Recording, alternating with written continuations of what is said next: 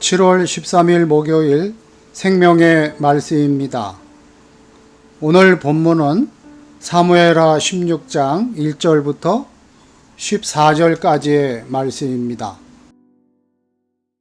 다윗이 마루턱을 조금 지나니 무비보셋의 종 시바가 안장 지운 두 나귀에 떡 200개와 건포도 100송이와 여름과일 100개와 포도주 한 가죽 부대를 싣고 다윗을 맞는지라.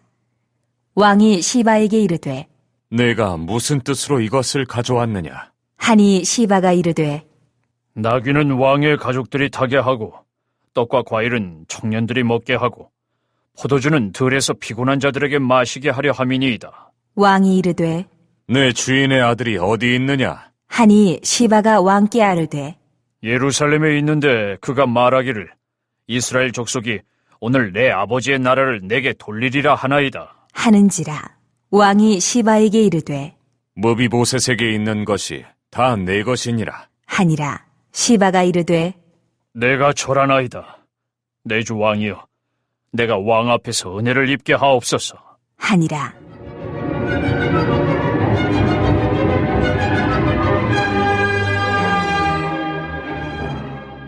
다윗 왕이 바울임에 이름에 거기서 사울의 친족 한 사람이 나오니 게라의 아들이요 이름은 시므이라.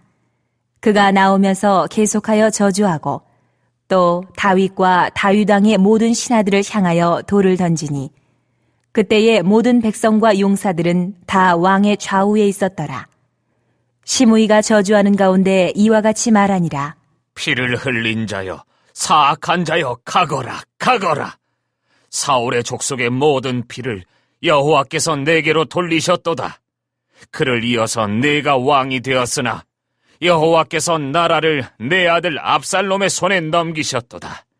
보라, 너는 피를 흘린 자이므로 화를 자초하였느니라. 하는지라. 스루야의 아들 아비새가 왕께 여짜오되 이 죽은 개가 어찌 내 주 왕을 저주하리까? 청하건대 내가 건너가서 그의 머리를 베게 하소서. 하니 왕이 이르되 스루야의 아들들아, 내가 너희와 무슨 상관이 있느냐? 그가 저주하는 것은 여호와께서 그에게 다윗을 저주하라 하심이니 네가 어찌 그리하였느냐 할 자가 누구겠느냐? 하고 또 다윗이 아비새와 모든 신하들에게 이르되 내 몸에서 난 아들도 내 생명을 해하려 하거든. 하물며 이 베냐민 사람이랴. 여호와께서 그에게 명령하신 것이니 그가 저주하게 버려두라. 혹시 여호와께서 나의 원통함을 감찰하시리니 오늘 그 저주 때문에 여호와께서 선으로 내게 갚아주시리라. 하고 다윗과 그의 추종자들이 길을 갈 때에 시므이는 산비탈로 따라가면서 저주하고 그를 향하여 돌을 던지며 먼지를 날리더라. 왕과 그와 함께 있는 백성들이 다 피곤하여 한 곳에 이르러 거기서 쉬니라. 혼돈의 시대에는 늘 기회주의자들이 생기기 마련입니다. 다윗이 피난 가는 상황에서도 기회주의자가 등장했습니다. 또한 혼란 가운데 자신만이 정의로운 것처럼 떠벌리는 사람도 등장합니다. 이는 혼돈과 상처로 물든 세상에서 필연적으로 마주하는 우리 모두의 일그러진 자화상입니다. 다윗이 유대 산지 동쪽을 향해 더 전진해 갔을 때 무비보셋의 종 시바가 나귀 2마리에 먹고 마실 것을 잔뜩 싣고 나타납니다. 그는 왕과 그의 가족 그리고 따르는 백성을 위해 준비해 왔다고 말합니다. 그러자 다윗이 그의 주인 무비보셋의 행방을 묻습니다.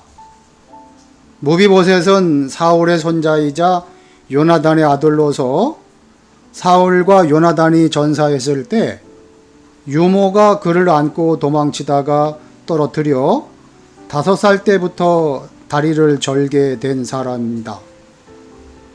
다윗은 왕위에 올랐을 때 그를 찾아 처단하지 않고 오히려 궁중으로 불러들여 가족과 같이 지내게 했습니다. 요나단과 맺은 언약을 성실히 이행했던 것입니다. 무비보셋도 그 은혜를 감사히 여기며 다윗을 충성스럽게 섬겼습니다. 그런데 시바는 무비보셋이 반역의 혼란을 틈타 사울의 옛 왕위를 되찾으려고 한다고 다윗에게 거짓말을 했습니다. 후에 다윗이 예루살렘으로 돌아와 무비보셋을 만났을 때 그는 시바와는 완전히 다른 주장을 합니다. 이처럼 시바는 혼란을 자신의 유익을 도모하는 기회로 삼았습니다. 당시 전모를 알지 못했던 다윗은 무비보셋의 전 재산을 시바에게 넘겨주었습니다. 오늘날도 시바와 같은 인물이 많습니다. 무고한 험담을 늘어놓으며 자신의 이익을 도모하려는 사람들 말입니다. 그 가운데 우리 그리스도인들은 늘 깨어있어 스스로 그와 같은 사람이 되지 않도록 양심적으로 행동해야 합니다. 또한 그런 사람들로 인해 성도의 거룩한 모습이 훼손되지 않도록 경계해야 합니다. 다윗은 좀 더 행진해서 감람산 동쪽 바후림이라는 곳에 이르렀습니다. 거기서 사울의 친족 중 하나인 시므이라는 자가 왕과 무리를 향해 저주를 퍼붓습니다. 심지어 돌을 던지며 위협을 가합니다. 그는 다윗이 아들의 반역을 피해 도망가는 것이 사울의 집안이 흘린 피에 대한 하나님의 보응이라고 주장합니다. 친사울계 사람들은 다윗의 왕조가 끝나기를 바라며 권력을 찬탈할 날만 기다리고 있었는지도 모릅니다. 시므이는 마치 자신이 선지자라도 된 것처럼 그 모든 일이 하나님의 뜻으로 이루어지고 있다고 주장합니다. 그 주장의 이면에는 다윗을 향한 분노와 질투, 권력에 대한 사심이 있었을 것입니다. 그런데 다윗의 왕권이 강했을 때에는 아무 말 못하고 있다가 왕이 위기에 몰리자 그 기회를 틈타 다윗을 격렬하게 저주하고 공격하기 시작한 것입니다. 그때 다윗의 곁을 지키고 있던 군사 지도자 아비새가 시므이의 머리를 베게 해달라며 다윗에게 허락을 구했습니다. 하지만 다윗은 오히려 그의 저주가 하나님이 허락하신 저주라고 여기며 그를 그냥 내버려 두라고 말합니다. 다윗은 스스로를 왕이 아니라 죄인으로 인지하며 철저하게 하나님의 자비만을 구했습니다.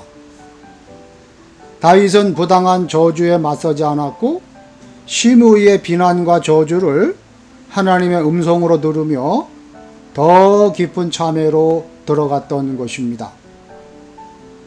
다윗의 망명길에 등장하는 인물들은 존 버년의 소설 철로 역정에 등장하는 인물들과 흡사합니다. 누가 진실을 말하고 있는지, 누굴 믿어야 할지 모르는 상황에서 다윗은 그들의 말에 휘둘리지 않고 더 적극적으로 하나님께 집중했습니다. 우리가 살아가는 세상에도 거짓과 저주가 가득합니다. 순종의 길 끝에 결국은 하나님이 예비하신 선한 결말이 있을 것을 신뢰하며 끝까지 하나님을 의지하시는 성도 여러분 되시기를 주님의 이름으로 축복합니다. 아멘. 기도하시겠습니다. 하나님 아버지, 지금 우리의 삶에 닥친 고난이 하나님께 돌이켜 더 가까이 가는 은혜의 통로임을 깨닫게 하여 주시옵소서. 또 우리의 존재를 비참하게 만드는 말과 시선에도 믿음이 흔들리지 않도록 붙들어 주시고 고난 중에 쉽게 판단하며 섣불리 결정하지 않고 신중히 헤아리며 분별하게 하여 주시옵소서. 교회학교 여름 행사가 진행됩니다.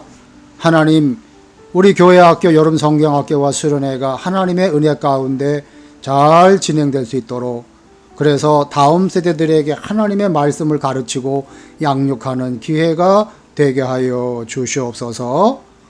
예수님의 이름으로 기도하옵나이다. 아멘.